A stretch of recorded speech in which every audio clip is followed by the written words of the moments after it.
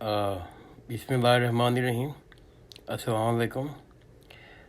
आज मैं दोबारा प्रोफेसर सैयद मोहम्मद सलीम रहमतुल्लाह अलैह की किताब इस्लाम का निज़ाम तालीम, अहद रिसालत, खिलाफत राशिदा और बनु उमैया की दूसरी वॉइस नोट बना रहा हूँ।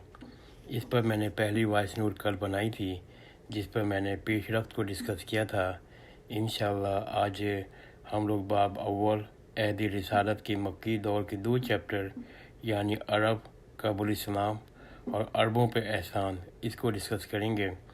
अगर टाइम थोड़ा मिला तो हम लोग तीसरा चैप्टर सन अव्वल ता 13वीं नबी को भी टच करने की कोशिश करेंगे, अगर ये ऑडियो 4 से 5 मिनट से ज़्यादा बड़ी नहीं हुई तो। और मेरा एक ख्वाहिश है और मेरी दरख्वास्त है अपने सब बहन भाइयों से और वालिद साहब के सारे दोस्तों से, अहबाब से, कि वो तरतीब के साथ ये वॉइस नोट सुनना शुरू कर दें। और उसमें भी कोशिश करूँगा कि मैं भी वक्फ़ा नहीं दूँ अपनी वॉइस नोट में, तो उसका फ़ायदा ये होगा कि हम सब लोग वालिद साहब की इस किताब को मुताले में शरीक होंगे और मुस्तफ़ीद होंगे। तो मैं पहला चैप्टर शुरू करता हूँ। और पहले चैप्टर से पहले मैं एक वालिद साहब का एक अक़वाल ज़री पढ़ना चाहता हूँ। वालिद साहब ने फरमाया कि इंसानी तारीख़ का ये नादिर वाक़ा है कि किसी हुक्मरान ने ज़र फ़दिया की रकम 4000 दरहम फ़ी कस के मुकाबले में तालीम याफ्ता बनने को तरजीह दी है, दौलत के मुकाबले में इल्म को तरजीह दी है। जबकि मदीना की रियासत के इब्तदाई साल सख्त गुर्बत में बसर हो रहे थे। इससे ज़ाहिर होता है कि रसूलुल्लाह सल्लल्लाहु अलैहि वसल्लम के नज़दीक असल अहमियत इल्म की है, जो ज़रिया रज़ाए इलाही का उसूल है। आप सल्लल्लाहु अलैहि वसल्लम के नज़दीक माल व ज़र की अहमियत नहीं है। प्रोफेसर सैयद मोहम्मद सलीम रहमतुल्लाह अलैह। ये बहुत खूबसूरत वॉइस नोट था, ये अक़वाल ज़री था जो मैंने आप लोगों के साथ शेयर किया। अब मैं इस किताब का पहला चैप्टर अरब कबुल इस्लाम पढ़ना शुरू करता हूँ। अरब एक जजीरा नुमा है जिसके 3 तरफ समंदर हैं, मगर अरब अपने मुल्क को जजीरतुल अरब कहते हैं। अरब जनूब मशरक़ी एशिया का वसी और अरीज़ मुल्क है। 16,000 मील तवील है और 600 मील अरीज़ है। इसका रकबा 30 लाख मुरबा किलोमीटर है। मुल्क का गालिब हिस्सा रेगिस्तान और कोहिस्तान है, जबकि शुमाल और शुमाल मशरिक़ में दजल फ़रात की ज़रख़ेज़ वादियाँ हैं। जनूब में यमन की छोटी सी पट्टी है जिसमें मानसून की बारिश होती है, वरना अरब में बारिश बहुत कम होती है। अरब में कोई दरिया नहीं है। नज्द की पहाड़ों पर अलबत्ता बर्फ़बारी होती है, जिसकी वजह से जगह जगह चश्मे फूट निकलते हैं। और वहाँ निगलिस्तान पे अलबत्ता बर्फ़बारी होती है, वहाँ पर निगलिस्तान बन जाते हैं। अरब खाना बदोशी की ज़िंदगी बसर करते हैं। खैमा उनका घर था, ऊँट इनका रफ़ीक सफ़र, बल्कि रफ़ीक हयात। खजूर उनकी ग़िज़ा, चार और पानी की तलाश में सरगर्दां फिरते रहते। ना शहरियत ना तमद्दुन ज़िंदगी, बड़ी महदूद और मुख्तसर सी ज़िंदगी थी। ना कोई ज़राअत ना कोई हुर्फत, तबादले की तिजारत पर वो मुनहसिर थी। बुत परस्ती आम थी। सारे कबाइल पर शिर्क और बुत परस्ती का गलबा था। हर कबीले का बुत जुदा था। राह में कोई खूबसूरत पत्थर मिल जाता था तो उसको उठा लेते थे, इसकी पूजा करते थे। खाना काबा मुक़द्दस और मुतबरक मुकाम था, वहाँ सालाना मेला लगता था। बढ़ाना होकर काबा की तवाफ़ करते थे। मुल्क में ईसाई राहबों का उरूज था, यहाँ यहूदी महाजनों की भी बस्तियाँ थीं। अरब कबाली ज़िंदगी बसर करते थे। कहीं कोई मुनज़्ज़म मरकज़ी हुकूमत नहीं थी।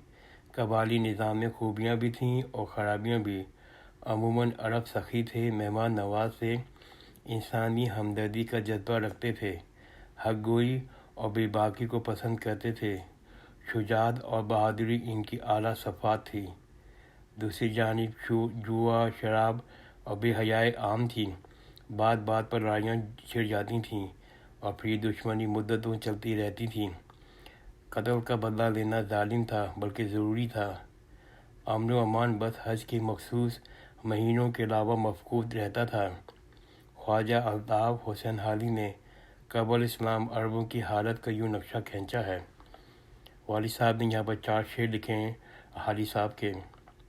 जुआ इनकी दिन रात की दिल लगी थी, शराब इनकी घुट्टी में गोया पड़ी थी, तायुश सा गफलत थी, दीवानगी थी, गर्ज हर तरह की उनकी हालत बुरी थी। कदीम ज़माने में दजला फरात की वादियों में कदीम तहजीबों ने फ़रोग पाया था। तमद्दुन का आगाज़ यहाँ से हुआ था, मगर असरात रेगिस्तानी ज़िंदगी में नफूज़ न कर सके। अलबत्ता कदीम सामी तहजीबों की वारिस अरबी ज़बान बड़ी बासरबत ज़बान है। रेगिस्तान के बाशिंदों को अपनी ज़बान की अज़मत का शऊर था। इनको अपनी ज़बान दानी पर नाज था। वो ख़ुद को अरब ज़बानदार और गैरों को अजमी गूंगे समझते थे। अरबी ज़बान तहरीर व किताबत से नाआशना थी, इसलिए रसूल अल्लाह सल्लल्लाहु अलैहि वसल्लम ने फरमाया है, हम एक ऐसी कौम है ना लिखना जानते हैं ना हिसाब। मौरख बलाज़ेरी की बयान है कि बौसत नबी के वक्त मक्का मुकर्रमा में 17-18 अफराद किताबत से वाकिफ़ थे। वर्गा बिन नौफल हज़रत खदीजल कुबरा रज़ी अल्लाह ताला अन्हा के चचाजाद भाई थे। वह इब्रानी और सिरियानी ज़बान भी जानते थे, तौरात का मुताला करते थे। खतीबों और शौरा की बड़ी इज़्ज़त होती थी। तिजारती मेलों के मौके पर सकाफ़ती सरगर्मियों का इजहार होता था। शौरा के मुकाबले होते थे। जिन शौरा का कलाम को पसंद अवाम करती थी तो उनका नाम लिखकर काबा की दीवार पर लटकाया जाता था। ऐसे 7 कसीदे मशहूर हैं। ज़बान दानी के बाद अरब को अपनी नस्ल और अपने ख़ानदान पर फ़ख्र होता था। हर कबीले में इंसाफ के माहिर होते थे, जिनको कदर व मंजिलत होती थी। यहाँ पर वालिद साहब की किताब का पहला चैप्टर ख़त्म होता है। जो अहद रिसालत मक्की दौर का पहला चैप्टर ख़त्म होता है। अब मैं इसी चैप्टर का दूसरा टॉपिक शुरू करता हूँ, जिसका नाम है अरबों पे एहसान। ऐसी जाहिल और पसमानदा कौम पर खुदावंद रहम करीम ने अपना फजल एहसान किया। इनको आखिरी हिदायत से नवाजा। इसके अंदर से आखिरी नबू को महबूस फरमाया। सैयद कुतुब इस सिलसिले में लिखते हैं।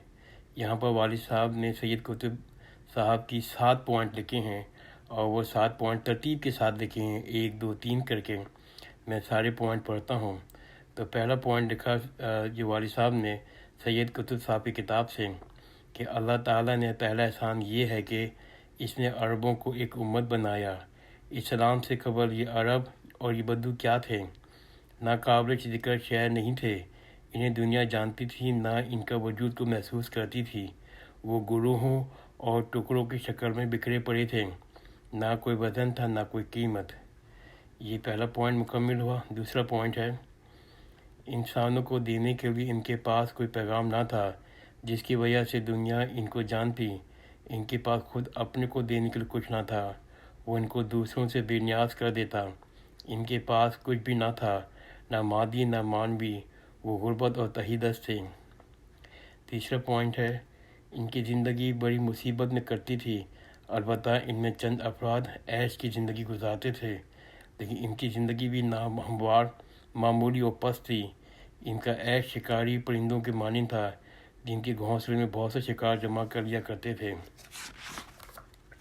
चौथा पॉइंट है, इनके अकायद इब्तदाई, सादा, लौफ और नाहमवार थे।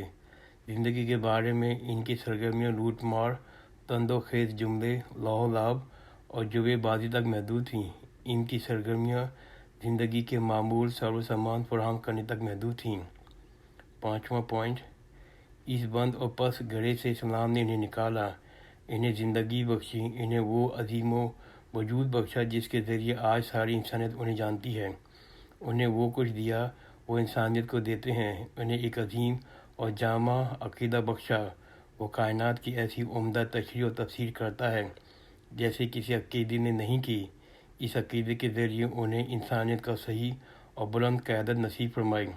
इस अक़ीदे के बुनियाद पर इस्लाम ने उन्हें एक मुमताज़ शख्सियत अता की, जिसकी बदौलत वह कौमों में अपना वजूद अलग रखते हैं, जिसकी बदौलत वो मौलम इंसानियत बन गए, जबकि इससे कबल इनका कोई वजूद ही ना था।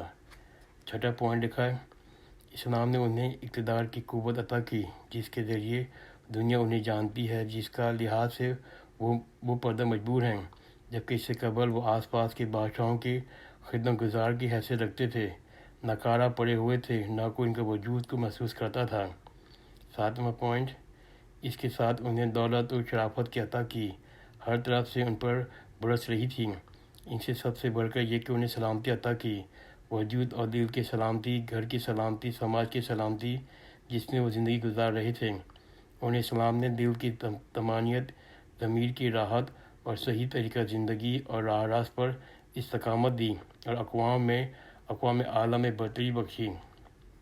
چنانچہ وہ بلندی سے زمین کی طرف پھیلی ہوئی جہالت کے شکار، بھٹکے ہوئے انسانیت کے ریوڑوں کی ضب و حال پر نظر ڈالتے ہیں تو محسوس کرتے ہیں کہ اللہ نے جو کچھ انہیں عطا فرمایا وہ دنیا میں کسی کو نہیں بخشا۔ یہ عہد رسالت مکی دور کا دوسرا باب ختم ہوا، اور انشاءاللہ اب میں نیکسٹ وائس نوٹ پر سن 1 تا 13 ہجری اور دارالارقم بنی ارقم کو میں انشاءاللہ ڈسکس کروں گا۔ جزاک اللہ خیر، خدا حافظ۔